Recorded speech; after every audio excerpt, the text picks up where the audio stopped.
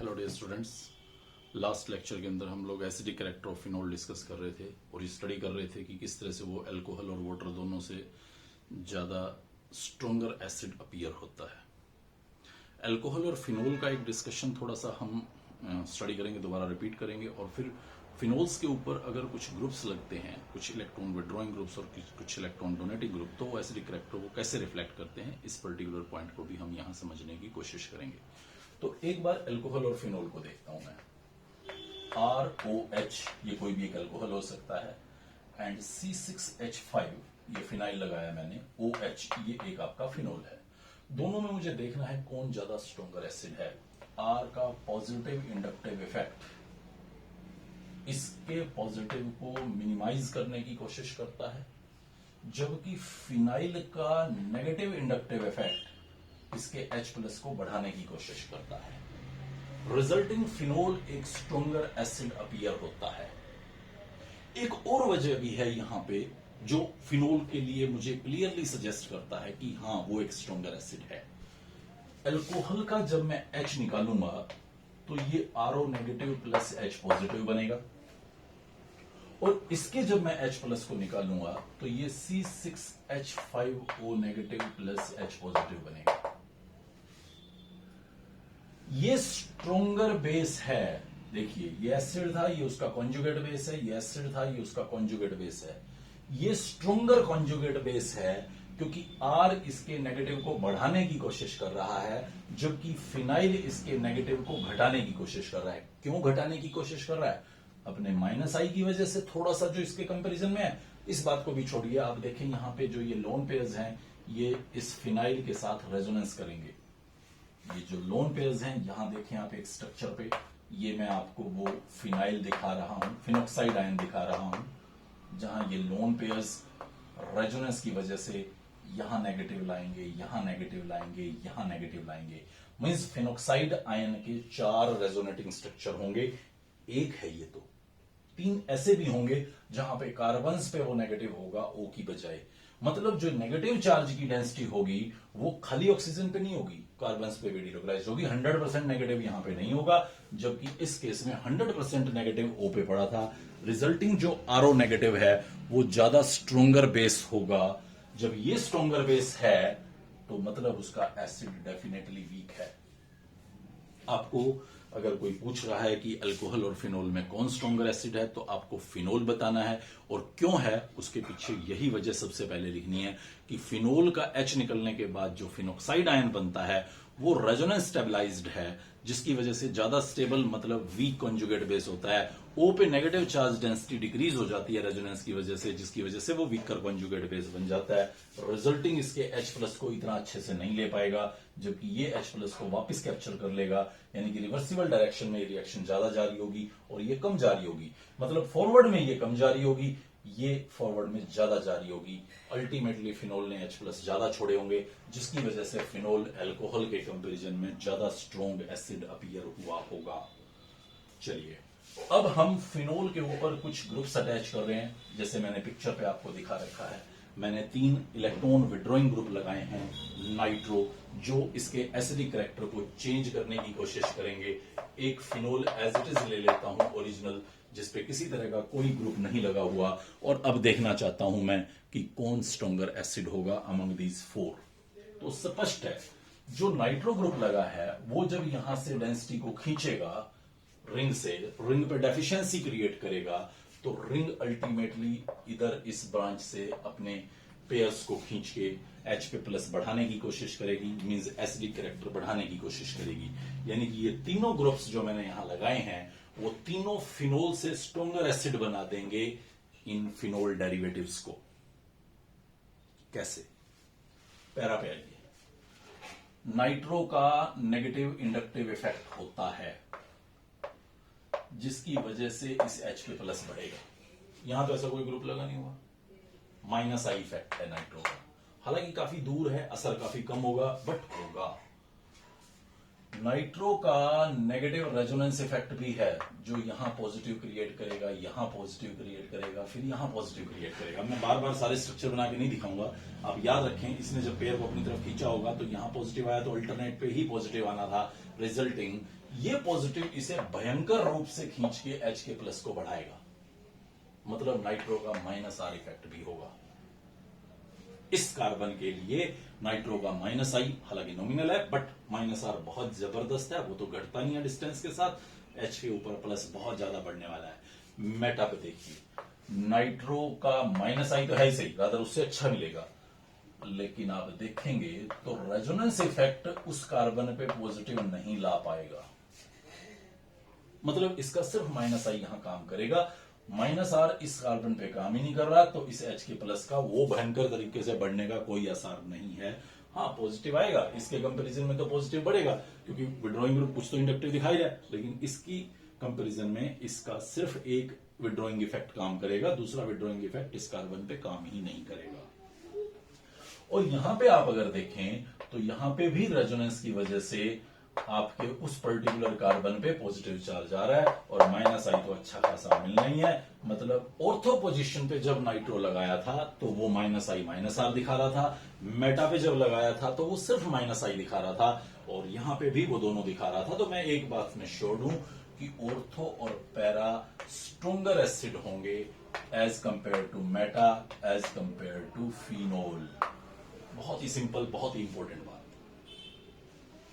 अब आती है बात ऑर्थो पैरा पे। मुझे लगता था कि रेजोनेंस इफेक्ट तो सब जगह असर बराबर दिखाता है, यानी कि ये जो पॉजिटिव रेजोनेंस की वजह से यहां आ रहा है, या ये जो पॉजिटिव यहां रेजोनेंस की वजह से आ रहा है, वो तो बराबर है, और इंडक्टिव डेफिनेटली ये क्लोज है तो इसका ज्यादा होना चाहिए। तो मुझे लगा कि भाई ये नंबर 1 होगा, ortho will be stronger then para, लेकिन नहीं, क्योंकि ये NO और ये H कुछ आपस में स्लाइट इंट्रामोलिकुलर हाइड्रोजन बॉन्डिंग बनाने की कोशिश करते हैं, रिजल्टिंग ये H इन दो ऑक्सीजन्स के बीच में ट्रैप्ड होकर रह जाता है, उतना ईज के साथ नहीं निकलता जितना मुझे लग रहा था। इंडक्टिव की वजह से ऐसा हो सकता था, रिजल्टिंग पैरा विनर अपीयर होता है, और ऑर्थो दूसरे नंबर पे, मेटा तीसरे नंबर पे, और फिनोल चौथे नंबर पे।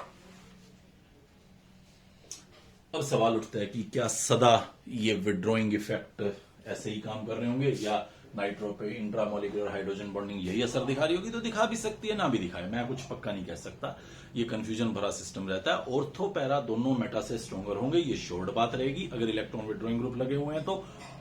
ऑर्थो और पैरा में पैरा हमेशा विनर हो ये कोई जरूरी नहीं होता। तो हम कैसे पता करते हैं? तो देखिए, वैसे तो हम डिसोसिएशन कांस्टेंट देखते हैं, के वैल्यू देखते हैं, और के वैल्यू देख के अपने आंसर को फ्रेम करते हैं।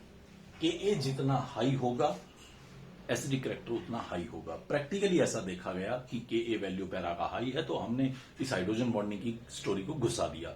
अगर लो आ गया होता तो चुपचाप बोल देते हाँ इंडक्टिव की वजह से ऑर्थो ज्यादा। ये प्रैक्टिकल आंसर है मेरे, तो इसलिए मुझे ऑर्थो पैरा में ये दिक्कत हमेशा बनी रहती है, सो मुझे क्रैम करना पड़ता है।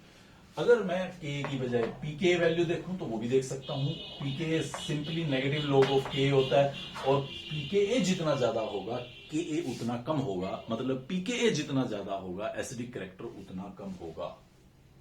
ऑर्थो पैरा पे प्योरली फोकस कीजिएगा। अगर आप NO2 की बजाय कोई विड्रॉइंग ग्रुप ऐसा लगाते जो इस तरह से हाइड्रोजन बॉन्डिंग नहीं कर सकता, तो ऑर्थो भी विनर निकल सकता है, बट नाइट्रो का केस मोस्ट इंपॉर्टेंट है, इसलिए सिर्फ नाइट्रो पे ही आप फोकस करें।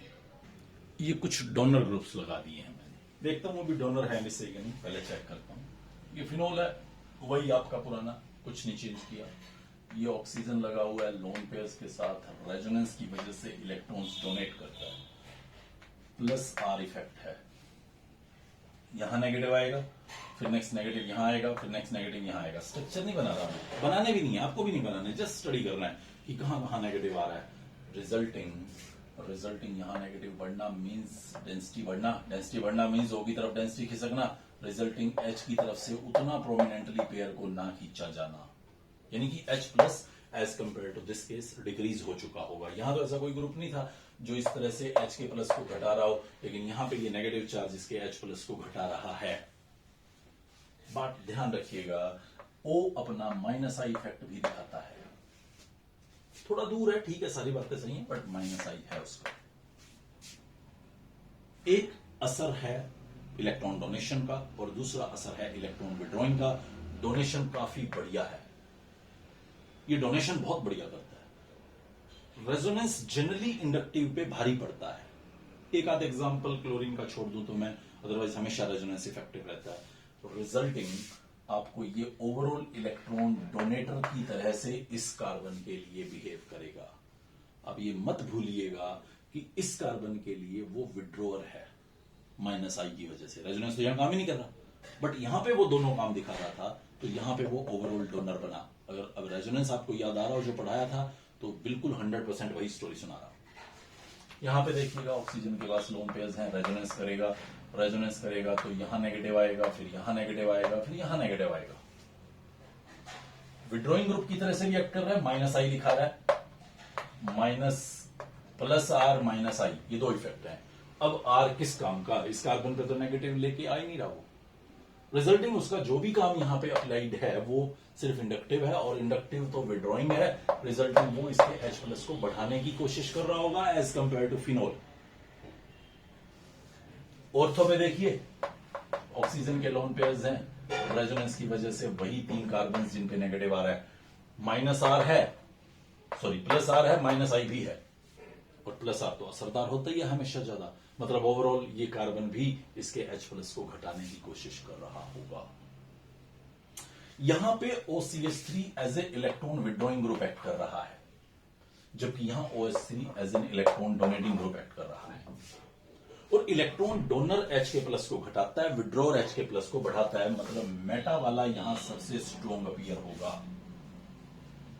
उसके बाद फिनोल का नंबर आएगा, क्योंकि उसमें तो कोई ग्रुप ही नहीं लगा हुआ। विड्रॉइंग ग्रुप बढ़ाते हैं एसिडिक रिएक्टर को, फिनोल दूसरे नंबर पे आएगा। फिर आपके आएंगे ऑर्थो एंड पैरा, जहां पे डोनर थे। अब क्या होगा? क्या यहां हाइड्रोजन बॉन्डिंग फिजिबल हो जाएगी, H ट्रैप्ड हो जाएगा? मुझे कुछ नहीं पता, मुझे डेटा देखना होगा। डेटा देखने के बाद ही मैं कह पाऊंगा। अगर तो सपोज ऑर्थो स्ट्रोंगर हुआ तो मैं बोल दूंगा कि इंडक्टिव ने असर ज्यादा दिखाया, और अगर पैरा स्ट्रोंगर हुआ तो मैं बोल दूंगा H ट्रैप्ड हुआ और इनके बीच में फंस गया। मैं सिंपल सी ये बात, हालांकि डेटा देख के मैं आपको एग्जैक्ट बता सकता हूं, लेकिन मैं फिर बता रहा हूं ये हमें नहीं ज्यादा रिलेशन देखना कि ऑर्थो पैरा में क्या हो रहा है, और देखना है तो फिर आपको डेटा क्राइम करना है। मुझे लगता है वो पॉसिबिलिटी भी नहीं है और आप करना भी नहीं चाहेंगे। रिजल्टिंग बस इतना ध्यान रखें कि इस ऑर्थो और पैरा में हमें के ही डिसाइड करके देता है कि कौन स्ट्रोंगर होगा और कौन वीकर, और हमारे क्वेश्चंस में भी फिर इसलिए दिखाई नहीं देगा। और अगर दिखता है तो फिर आप जस्ट ट्रिक मार रहे होंगे, तुक्का मार रहे होंगे, या फिर अपना आंसर क्रैम्ड होगा, तभी आप इसका जवाब दे पाएंगे। फिर एक बार फिनोल डेरिवेटिव्स को देखिए। अब की बार मिथाइल ग्रुप लगा दिए हैं मैंने वहां पे, वही ऑर्थोमेटा पैरा सिचुएशन है। मिथाइल क्या करेगा? प्लस आई इफेक्ट होता है, मतलब इलेक्ट्रॉन डोनर की तरह से एक्ट करेगा। ठीक है, तो फिर तीनों जगह पे एज ए डोनर एक्ट करेगा। यहां सबसे अच्छी डोनेशन करेगा, यहां उससे कम, यहां सबसे कम। हाइपर कॉन्जुगेटिव इफेक्ट भी होता है इसका। सी हियर, ये हाइपर कॉन्जुगेशन की वजह से यहां नेगेटिव लाएगा, फिर यहां नेगेटिव लाएगा, फिर यहां नेगेटिव लाएगा। मतलब हाइपर कॉन्जुगेटिव इफेक्ट भी है जो एज ए डोनर एक्ट कर रहा है। और हाइपर कॉन्जुगेटिव इंडक्टिव से भी ज्यादा होता है। पहले नंबर पे है एरोमेटिसिटी, दूसरे पे रेजोनेंस, तीसरे पे हाइपर कॉन्जुगेशन, और चौथे पे इंडक्टिव।